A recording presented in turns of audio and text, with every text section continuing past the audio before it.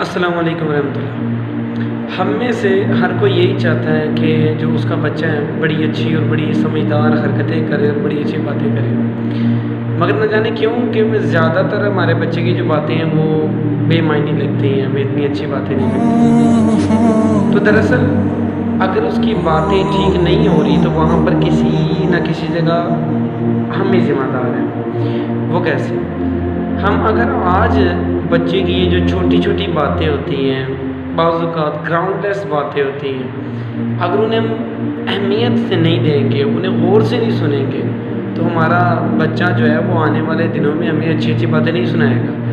یعنی میں کہنا یہ چاہ رہا ہوں کہ اگر آج آپ اپنے بچے کے یہ ٹوٹے پھوٹے جملے اور اس کی عجیب عجیب باتیں اور عجیب عجیب آئیڈیاز سنیں گے تو انشاءاللہ عز و جل اسے لگے گا کہ بھائی میری باتوں کی اہمیت ہے، اور وقت گزرنے کے ساتھ ساتھ جیسے اس کی مینٹیلٹی ڈیولپ ہوتی جائے گی وہ آپ کو اچھی اچھی باتیں سنائے گا۔ دوسری چیز کیا ہے، ہم چاہتے ہیں ہمارا بچہ بڑے اچھے گریڈز لے کر آئے، بڑے اچھے نمبر لے کر آئے، مگر جب وہ خالی پاس ہو جاتا ہے تو ہم اسے دکھاتے ہیں کہ یہ تم نے شاید بہت بڑی غلطی کر دی ہے۔ تو دراصل نہیں، اگر آپ کا بچہ اچھے گریڈز نہیں لے کر آتا تو آپ اس کے پاس جائیں، اس کے کندھے پر ہاتھ رکھیں، اس کی طرف مخاطب ہوں، اس کی آنکھوں میں آنکھیں ڈالیں اور اسے بولیں کہ بیٹا میں تمہارے اس نتیجے سے بھی خوش ہوں کہ تم پاس ہوئے ہو۔ کئی بچے ایسے ہیں جو پاس بھی نہیں ہوئے۔ میں تمہارے اس نتیجے سے بھی خوش ہوں، مگر میں یہ جانتا ہوں کہ تم میں فرسٹ آنے کی طاقت اللہ تعالی نے رکھی ہوئی ہے، تم میں پہلی پوزیشن پر آنے کی طاقت ہے۔